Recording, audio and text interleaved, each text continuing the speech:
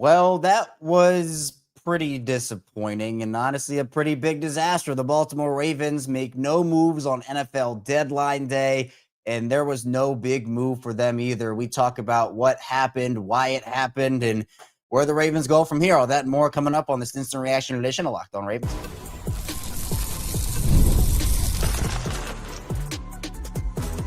You are Locked On Ravens, your daily Baltimore Ravens podcast.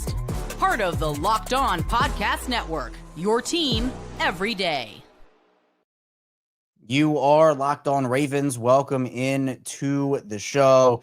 I'm your host, Kevin Oestreicher of Ravens Wire. We are here with you on the Locked On Podcast Network, your team every day. Thanks so much for being here on this Tuesday afternoon with us, making Locked On Ravens a part of your day and your first listen each and every single day. And thank you out there to all the everydayers, the first-time listeners. And if you're somewhere in the middle, thank you as well. We have 5 days a week plus more of daily Ravens coverage, and that includes instant reactions to big news. And it is big news that the Ravens did not make a move at the trade deadline on deadline day. The Ravens, they stood pat. There were big names moved. It was honestly, with the amount of names that were being talked about, pretty underwhelming in that category, but there were some blockbuster deals with some big names. But the Ravens stand pat on deadline day, something that we talked about over the course of the show this morning, yesterday, and throughout the course of the last couple of weeks. And now the Ravens are going to roll with their guys, which is a pretty disappointing outcome overall, in my opinion. So we'll talk about all that here today. Again, I appreciate everybody who's here, spending some time with me on this Tuesday afternoon. I want to tell everyone and remind everyone that today's episode of Locked On Ravens is brought to you by FanDuel. Right now, new customers can bet just $5, and if your bet wins, you'll get $300 in bonus bets to use across the app. All right, well, Ravens, not good. Not good. I'll say that straight up, and I'll stay consistent with what I had said over the course of the past couple of days and couple of weeks, is that the Ravens, if they did not make a big move, if they only tried to do Band-Aid cover-ups and whatnot, it would be an extreme disappointment considering that they have gotten themselves back on track. And, you know, the price points for a lot of the guys that were traded, it was steep. But I think that those are moves that, especially now, you need to at least consider. And even if those prices become very gaudy, you need to be in on that. And I'm not saying the Ravens weren't trying or weren't like on the phones, but at some point, something has to give where you do come and one up another team, or you do give a team what they're asking for and not play hardball. Because I think if the Ravens had made a significant addition on their defensive line, on their offensive line, even their edge room, like Dre'Mont Jones, I think is a solid piece. But I said it on the show this morning. If Dre'Mont Jones is the only move here that you make at that position, it is pretty underwhelming. And that's what Baltimore's going with here. I mean, clearly they're going to trust guys like Carl Lawson and other guys to fill that gap. But, like we've already seen what it is. Like, the Ravens right now, they're scrambling for answers on the defensive line. In particular, the one that everybody was talking about was Quinnen Williams. Quinnen Williams was traded, just not to the Ravens. He was traded to the Dallas Cowboys for a second-round pick, a first-round pick, and a defensive player at Mazi Smith, who's a former first-rounder, but really he hasn't really been good. But to me, here's a hot take. Maybe it's not so much of a hot take. I would have made that Quinnen Williams trade if I were the Ravens. And the reason why is because it fit their timeline. Because the Ravens pick, we don't know how good or bad their first round pick is going to be this year, right? We don't know. It could be if they falter and they lose a lot of games and, they do that, could be top 15, top 10. But the way that Quinnen Williams deal was structured, it was actually Dallas's 2026 second rounder and 2027 first rounder for Quinnen Williams. That's not involving your pick for this year. So even if it went badly, and I don't think it would have if you got Quinnen Williams in 2026, you have that protection of not having given up your pick for this year. It's for next year. And I think that Baltimore will be back on track next season, hopefully, especially if you had a guy like Quinnen Williams in the fold. And without knowing Nnamdi Madubuike's status, obviously, hopefully Nnamdi's okay, both from a football and a human perspective. But if Nnamdi's not able to continue his playing career, Quinnen Williams is one of those guys who's an elite run stuffer, has a decent amount. I don't have his stats pulled up right next to me right now, but he has a decent amount of sacks in his career. He's been a pass rusher that has been very quality from the interior. I know that for him this season, he only has 1 sack, but over the course of his career, I mean, he had 12 sacks back in 2022. Before this season and excluding his rookie season, he's never had a season below 5.5 sacks. So that's a prototypical player, and you needed somebody because you had the injury situation. And to me, that is what makes this thing so disappointing for the Ravens, is because it felt like they were climbing back in. And I'm not saying they're not going to continue to do that, but when it comes down to late December football, and hopefully if they can get there January and who knows, February football, you're going to need guys like Quinnen Williams and some of those stars. And again, like players like Jeffrey Simmons didn't get traded. Dexter Lawrence didn't get traded. Thibodeau, Jermaine Johnson, like all those guys stayed put. There really weren't a ton of huge moves outside of the Sauce Gardner deal, which was massive, but obviously the Ravens were never going to be involved in that. And then Quinnen Williams, other than that, it was like Trevor Penning, Rashid Shaheed, like those. And it wasn't just the Ravens who stood pat. It was also like the Bills, the Chiefs, like all these teams that could have improved. And again, it's not an excuse for the Ravens. They absolutely needed to, but that's another thing, right? They could have come out a step or two ahead of some of these teams they're trying to beat in January because they didn't make moves. The Ravens had an opportunity. And while the Ravens did trade for Dre'Mont Jones, they brought in Alohi Gilman. That is pretty underwhelming. And there are still holes on this team that are very much real. Obviously, the guard position is one of those holes that is going to have to be plugged up. They had an opportunity potentially with a Kevin Zeitler, Cesar Ruiz. I don't know how close or not close these guys were to, get traded or not, but it still is disappointing because the Ravens put themselves in the situation where they kind of had to do something. And while they did technically do something with Dre'Mont Jones, they did need more. So I would say it's a disappointment for the Ravens and a pretty big one at that. It's a weird message they're sending because I think that, again, they get too caught up with the draft picks. They get too caught up with the draft capital.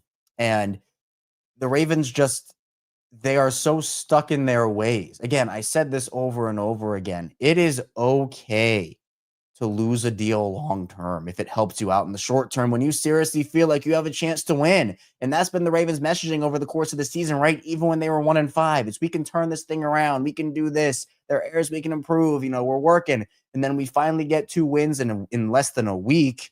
And all of a sudden, instead of 1-5, you're 3-5. Well, no, you're not going to make any big additions. And Baltimore, to me, and I see Cam talking about it, the message it sends is we're happy with our interior play. I don't like that message. Like, you're correct, Cam. That is the message that they're sending, but I don't like that is the message that they're sending is what I'm trying to say. If you watch the tape, if you watch the film, heck, if you just turn on the games and watch them live, I mean, we do it here on Locked On Ravens every single week. We do the watch-alongs, and every single week, it's like, all right, well, Daniel Falele on the ground, Andrew Voorhees missed block, Roger Rosengard this, Ronnie Stanley injured again, that they have struggled so immensely in that offensive line department. And it just feels like they're okay with it. It just feels like they're willing to go down with the ship, and it's their way or the highway, and they don't care about and look, I wasn't expecting the Ravens to trade away a first round pick. Seeing that the Quinnen Williams pick was in 2027, that was something I didn't really even think of in terms of an option, where if they felt like their pick and they were still a little nervous about their pick being like top 10, top 15, and they traded for a guy like Quinnen Williams, that gave them the protection to do that. And, you have to figure in contracts and whatnot and comp picks, but at some point you just have to say, you know what? Who cares? Who cares about all that stuff? Because when you feel like you have a chance, and by the way, whenever you have Lamar Jackson, you need to go out there and make a splash in a year where you clearly, because again, and Jess Dre'Mont wrote an article about this, and I think he put it really well. We talked about that this morning with Brian McFarland, who's a Ravens salary cap expert and knows everything about the Ravens salary cap. It's felt like the last couple of years, the Ravens trade deadline, they've been kind of looking for pieces, making moves, but it hasn't been like they need to do something. If they did, great. If they didn't, all right, you can move forward with what you have. But this year, Jeff put it in the fact that felt much more like a necessity this year than a luxury. And Baltimore, in my opinion, failed. And I see a lot of people talking about it right now. I do believe that this Ravens team failed Lamar Jackson. They failed a lot of the other stars on this team, Kyle Hamilton, right? But mainly Lamar. With this offensive line, I mean, how can you continue to trot out that same group every single week with what we've seen with even just that Miami game? And Miami has dudes on that D-line, I get it. But seeing guys get, pushed back, put on their butts, just worked. You see Derrick Henry not being able to get anything going, and you get nothing there. On the D-line, where the Ravens right now currently have one of the worst historical, I'll pull up the stats, one of the worst historical groups in the NFL in terms of rushing four. Because again, they've been blitzing a lot, right? But rushing four has been a pretty big problem for them. Jonas Schaefer of the Baltimore Banner putting out since losing now to Madubuike, the Ravens' pressure rate on plays without blitzes is an NFL worst, 17.2%. Over the past decade, no defense has finished the season ever below 20%, even below 20%. So, that's something that the Ravens need to figure out. They had an opportunity at the deadline. They did add Dre'Mont Jones, but again, Dre'Mont Jones by himself is now kind of looked at as, okay, you have to be the savior. Come on in, Dre'Mont Jones, and be the savior of this group. That's not fair to Dre'Mont Jones. It's not fair for the Ravens to put him in that position. It's not fair for the Ravens to put their team in that position. So just tough overall here. And, I'm just looking at the moves that they could have made and the picks that they do have. The Ravens' final deadline haul, I'll read it out here quickly. You got Dre'Mont Jones, Alohi Gilman, a 5th-round pick, and a 6th-round pick coming in. Going out, you have Odafe Owe, Jaire Alexander, a 5th-round pick that could become that 4th-rounder, and 2 7th-round picks. It's just to look at, it's pretty underwhelming. It kind of is what it is. So coming up in the second part of the show, we'll continue diving into the Ravens trade deadline disappointment and a lot more, because I think there are a lot more conversations we need to have about this and just where this puts the team in general. So stay tuned. Plenty coming your way here on this instant reaction edition of Locked On Ravens. First, the show is brought to you by BILT. Nobody likes paying rent, but if you must, you might as well get something for it. That's where BILT comes in. BILT is changing the game by turning your rent payments into real rewards you can actually use. When you pay rent through BILT, you earn flexible points that can be redeemed towards hundreds of hotels and airlines, the future rent payment, your next Lyft ride, and more. But BILT isn't just about rent. It's about rewarding you and your entire neighborhood. I love that with BILT, your rent finally works for you. You're earning points every month on something you already have to pay. And whether I'm grabbing food at my favorite local restaurant or heading to the gym, I'm still earning rewards, and BILT has made everyday life feel more rewarding. From your neighborhood to your travel plans. Turn your rent into rewards and start earning points around your neighborhood by going to joinbuilt.com/lockedonnfl. That's joinbilt.com/lockedonnfl. Make sure to use that link so they know we sent you.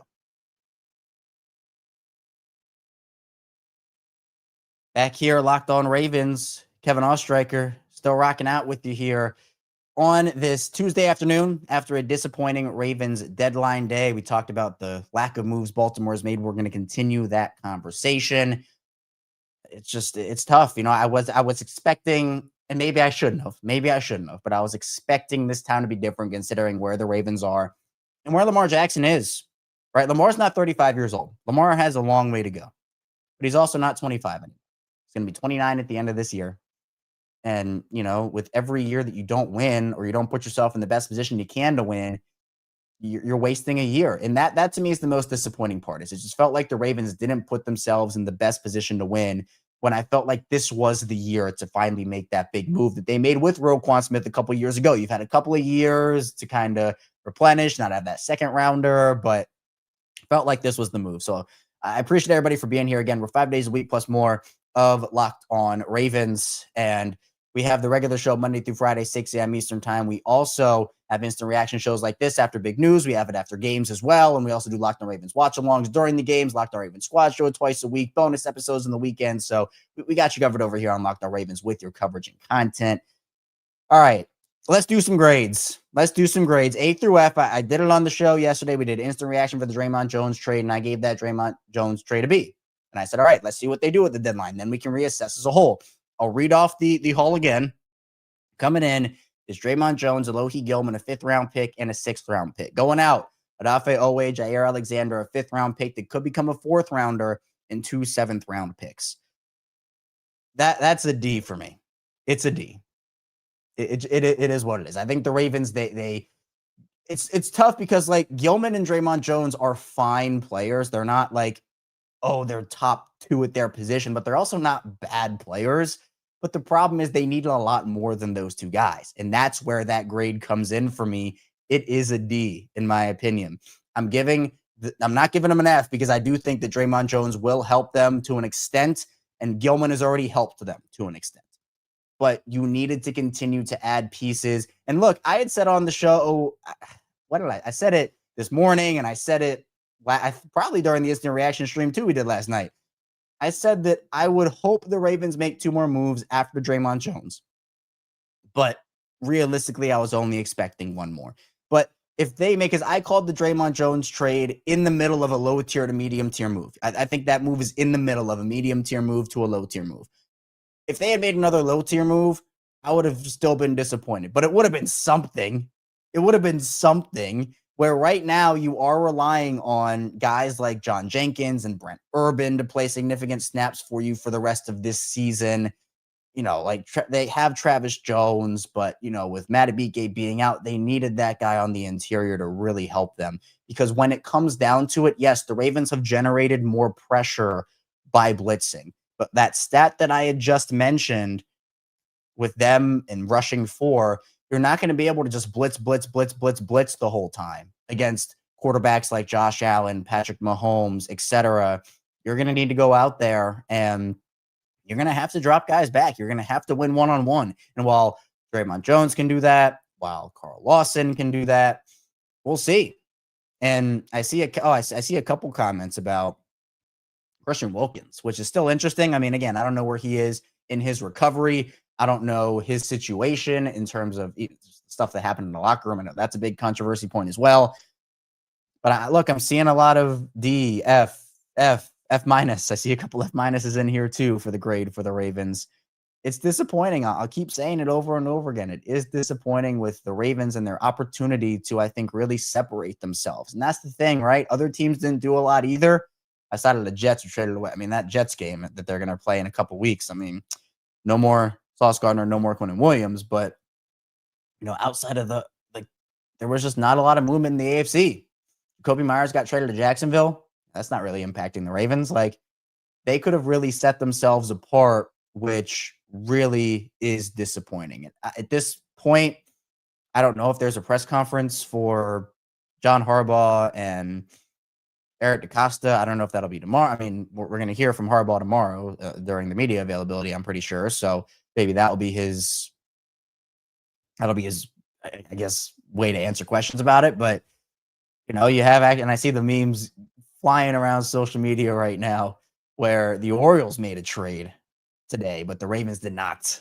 The Orioles made a trade. So Baltimore teams, I guess the Baltimore team did make a trade, but it was not the Ravens. So again, you have to hope, like you're relying on hope, and you're gambling on the fact that somehow, some way, Daniel Falele and Andrew Voorhees can help your squad out and not be liabilities like they have.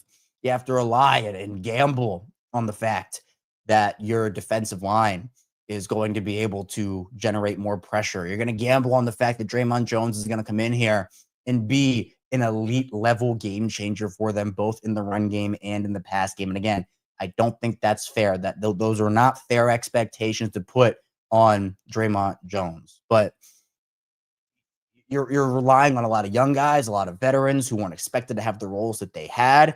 And by the way, this is not factoring in, and look, we're going to knock on the wood, all right? We're knocking on the wood that the Ravens don't suffer any more injuries. But football is a physical sport. And if the Ravens do suffer another, like this is the whole Jaire Alexander thing where the Ravens didn't even replace Jaire, where if you lose a guy, and I'm not going to specify position or player or whatnot because it's just a general conversation, but if you were to lose somebody, a very important contributor at a position you probably could have traded for, well, you're kind of out of luck because you could sign somebody that feels like the route the Ravens might go here over the next couple of weeks. But, you know, you didn't, you're essentially gambling on the fact that that everybody is going to stay healthy. And that's just not realistic. So, you know, you trade away solid corner depth. You replace Owe with Dre'Mont Jones, which, you know, is kind of, I think Dre'Mont Jones is he's interesting because I think he can set the edge a little bit. I mean, Owe he's physical too, but like I think Dre'Mont Jones with this physicality will help them set the edge. He can rush the passer. Like again, I think the Jones move is fine, but it couldn't be the move. And that was the problem. That was the move for a Ravens team that has an extremely soft schedule, that has a real opportunity to win their division, get the 4 seed, get into the postseason. But look, we saw, right, the Colts with that Sauce Gardner trade, they doubled, tripled, quadrupled down on the fact that they believe in their team. They believe in Daniel Jones. They want to go out there and compete, and they're going to give everybody in that organization the best opportunity that they can. And was I expecting the Ravens to trade 2 first-rounders away? Of course, I wasn't even expecting them to trade 1 first-rounder away. But there were other players available, not named Quinnen Williams, even though that would have been great, but not named Quinnen Williams. You could have gone out there and made a move for. Now, again, I don't know the negotiations. I don't know how close or far apart or what teams the Ravens were talking to or not. You know, was it a Jeffrey Simmons or Devondre Sweat in Tennessee or Dexter Lawrence or Kayvon Thibodeau? Like, I don't know those conversations. But there were very few players traded, contrary to what a lot of people, I think, believed at the deadline. So it's a tough situation because while we see the Colts doubling, tripling, quadrupling down, and while the Ravens I didn't expect them to make a move of that magnitude. I guess Quinnen would have maybe fallen into that category. You still had an opportunity, even if it was just a mid-tier move, a mid to high-tier move, you know, not a Quinnen Williams or Sauce Gardner. There was an opportunity, and, you know, the Ravens either blocked the asking prices or, you know, teams weren't willing to trade with them. I don't know the situation. Maybe more will come out, but now you are, again, banking and gambling on a lot of things, and a lot of things kind of lining up, falling into place. And you could have, I think, alleviated some of that, because I think they did alleviate some with Dre'Mont Jones, but there were so many other things left after the fact there. So it's probably going to be Dre'Mont Jones playing a lot of snaps, both on the outside and inside. You know, they're probably going to look at both ways here.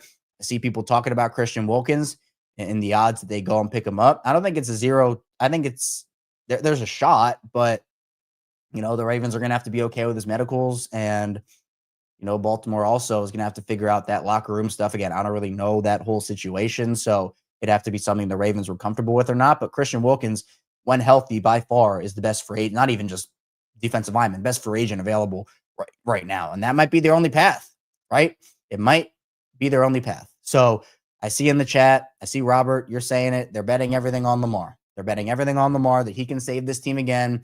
Dre'Mont Jones can be the savior of that pass rush, and that young guys can step up, which, to their credit, we have seen young guys step up recently for this team. I'm not saying they have not done that, but to rely on rookies and younger players who don't have a lot of experience for a team that, you know, is trying to win a Super Bowl, or trying to just, I mean, we can start with just getting into the playoffs first. Those are a lot of expectations to put on those guys. And I think in a way it is a little unfair. So they need to generate pressure. I see, Ron, you're talking about it right there. If the D-line can get penetration on some sacks, and that'll really help out the secondary. I mean, yeah, 100%.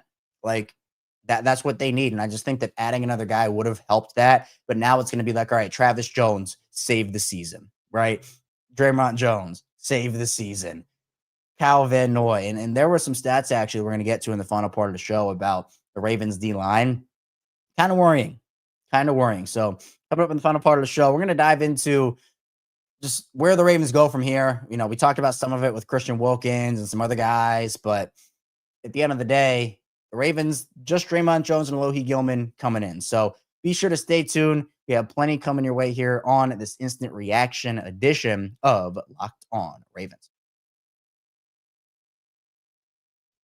First, this show is brought to you by FanDuel. The NBA is back, and there's no better place to get in on the action than FanDuel, the official sports betting partner of the NBA. Even if you missed the start of the game, I want to ride the hot hand. FanDuel has live bets on everything from who will score next to fourth quarter comebacks. Plus, you can even combine your live bets into a same-game parlay for a shot at a bigger payout. It keeps every game exciting, especially when your team's making that late push. And for me in the NBA, I don't know about you, but I'm a big Denver Nuggets guy. And right now, the Nuggets are tied for the second best odds over on FanDuel to win the championship. You got plus 700 for them and the Cleveland Cavaliers. The only team ahead of the Nuggets right now is the Oklahoma City Thunder. The plus 200, and I'm liking that number for the Nuggets. I think they made a lot of good moves in the offseason. They're gelling right now. So Right now, FanDuel's giving new customers $300 in bonus bets when your first $5 bet wins. So head to FanDuel.com to sign up and play your game with FanDuel, the official sports betting partner of the NBA. Back here, Locked On Ravens, Kevin Oestreicher. We're still instantly reacting with you here to a disappointing deadline day. The Ravens taking a big gamble by trusting their roster in Dre'Mont Jones and Alohi Gilman, out Adafe Owe and Jaire Alexander. Some picks going both ways. That is the reality of what Baltimore's trade deadline is right now. So, look, I appreciate everybody for being here and, venting frustrations, sharing your thoughts, the communities we've built up here. It's been unbelievable. So thank you. If you want to follow me on social media, you can at ChaosStricker34, Twitter, Instagram, TikTok, the whole 9 yards. And be sure to tell a friend and tell a family member that we have them covered just like we have you covered over here on Locked On Ravens. All right, well, where do the Ravens go from here? What comes next? You gotta hope. You gotta hope. I just that's really what it is right now, right? I mean, for Baltimore at this point and in this moment, I think that you have a situation where the Ravens, if you don't make the postseason this year, or if you do make the postseason, and that's another wild card exit, I can't get on board with that. I can't get on board with that. I can't do it because we've been here for so long. The Ravens have had 3 unbelievable chances to win a Super Bowl, 2019, 2023, and 2024. And while this year we came into it talking about the roster, we came into it talking about how good the roster was and, oh, look at all these positions, look at all this depth. And yes, injuries have tested them. Injuries certainly have. And other things have too. But the definition of insanity is doing the same thing over and over again and expecting different results. And this is why when I talked about it in the first part of the show, and I mean, we've talked about it throughout both segments, and I'll talk about it here too. It just feels like the Ravens are so stuck in their ways of trying to win every single move and getting some little thing out of every single move. Just, you have to be willing to lose a deal long-term to help yourself out short-term sometimes. I mean, look, the Colts, the Cowboys, like, those are teams that traded multiple high-level assets for players that are going to be with those teams long-term, by the way. It's not just like you're trading all those picks for a rental. You also need to be able to understand a competitive window, right? And the Ravens, it feels like they haven't had a grasp on that, the competitive window. That, to me, feels like there's a disconnect with the Ravens right now. I'm not saying organizationally, because I think that the organization is aligned on it. I'm just saying in general, right? When you have a talent like Lamar Jackson, you need to maximize that every single year. Does that mean trading away every single draft pick every single season? No, it does not mean that. It does not mean that at all. But when you have an opportunity to save your season, help your roster, get guys back on track, and take some things off of certain players' plates, make things a little easier, get a star in that could help you not just this year, but also long-term, those are the times you have to take advantage. And the Ravens, again, we talked about this with Lamar on his rookie contract. This is not the first time we've had a conversation like this, where the Ravens and the wide receiver position for so long under Lamar Jackson, it was not bringing in a star. He had good complementary pieces around him, right? Like, I think Marquise Brown, good complementary piece. Willie Snead, really solid piece that, you can use in certain situations.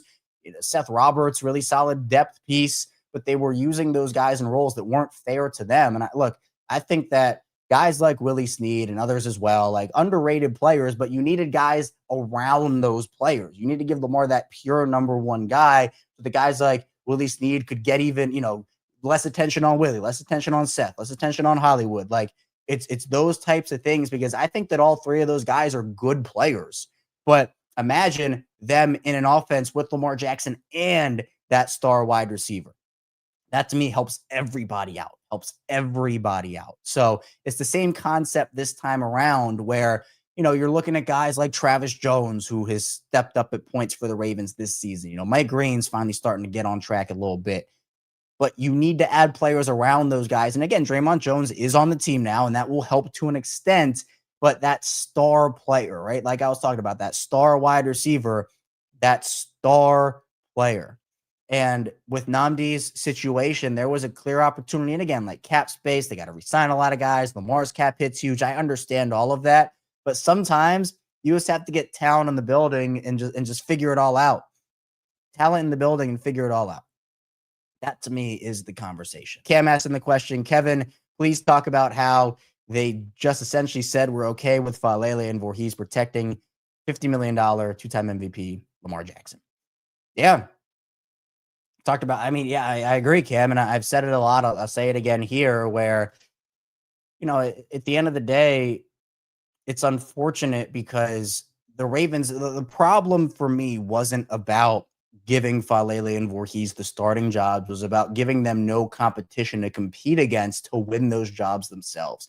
If Faalele or Voorhees had earned it with good play or other things, and by all accounts, Voorhees had a decent training camp, like a pretty good training camp. So, that conversation is more at Faalele, but it just felt like they handed those jobs out to those guys without any competition, no pushback at all to say, let's go find the best players we can to put around our quarterback, to protect our quarterback. And what they did was they drafted Emory Jones, who they knew had a shoulder issue. That, I mean, I'm sure they didn't plan to go this way, but it did. And that was the only move. I mean, they re-signed Ben Cleveland, which was just an awful move to begin with. So it's so wild to me how, we're in this situation with Lamar Jackson where you have this generational quarterback and, Roger Rosengarten's regressed, the offensive line has, it hasn't just been on the guards, but that is a huge contention point because, you at least need to get guys in that can help, right? You need to get guys in that can compete and win that job, earn the right to protect Lamar Jackson, earn the right to protect a two-time MVP quarterback. And it just felt like the Ravens, they didn't do that. They trusted their guys and they wanted their guys to win. And, that's kind of the situation that we're in now. So that in itself is disappointing.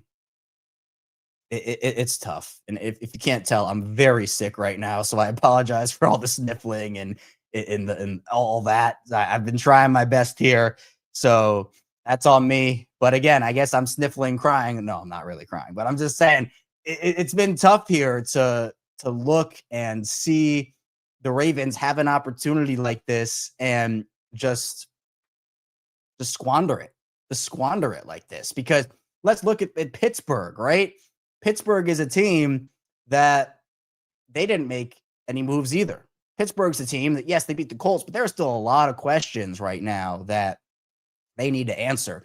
And Baltimore could have put themselves over the top for good and said, hey, you know what? And again, I'm using Quinnen Williams as the example, but there were other players that fit this as well, right? That there are other players that they could have gone out there and gotten. So at the end of the day, the Ravens, is disappointing in the fact that Dre'Mont Jones is fine. Alohi Gilman is fine, but it just felt like they really dropped the ball on a trade that, could have really put them over the top. And I think their mindset is just like, all right, they have to continue to be, I mean, look, dynasty is not the right word. It's not the word I want to use, but essentially like long-term success is what I'm trying to say, where they need to feel like short-term and long-term, they're getting the best of both worlds. Sometimes it doesn't happen that way. Like, look, I'll bring the NBA back into the fold here. I know I talked about it for FanDuel, but the Nuggets, they're the team, they're my team, and they won the championship in 2023, and they tried to extend Nikola Jokic's window by essentially like doing like Project Dynasty, where they had Jokic in the core, but then they tried to add a lot of young players around him and like develop them so that it'd be all right, 2 timelines. Sometimes you just can't do that. It failed miserably for Denver. They fired the coach and the GM, and now they're in a better place, at least roster-wise. But you can't try to run this 2 timeline thing forever. We're having young players on rookie contracts that contribute really, really important. But at the end of the day, it's not always going to work that way where you hit on everything. We've seen a lot of hits from Eric DeCosta and a lot of misses from Eric DeCosta over the course of the draft process. And so that's the example of like, look, the draft is great. I love the draft. I love the Ravens bringing in young guys with potential. They found a lot of success over the course of their franchise history with young guys. But sometimes you need to be able to let go of those picks overpay a little bit with those picks. The Ravens still projected for 4 5th-rounders, if I'm not mistaken. He got the 6th-rounder this season. I believe still double-digit draft picks after today. So just overall disappointment. The Ravens going to really set themselves apart, set themselves up. And while they still are set up in terms of schedule, they're taking a huge gamble by not making a big move here. So Dre'Mont Jones, Lohi Gilman, some picks in, Adafe Owe, as well as Jaire Alexander, and some picks out. And you'll see how it all unfolds for the Baltimore Ravens. That's all I have for you here today on Locked On Ravens. Thank you so much for tuning in and dealing with my sickness. I'm getting better, but I'm not quite there yet. So if you hear the voice or the sniffling and it's weak, I'm sorry. But the show goes on here on Locked On Ravens, as we always do. So we'll be back here tomorrow morning. We'll be diving into more Ravens coverage and content, talking about the trade deadline a little more. So be sure to stay tuned, and I will see you right back here soon on Locked On Ravens.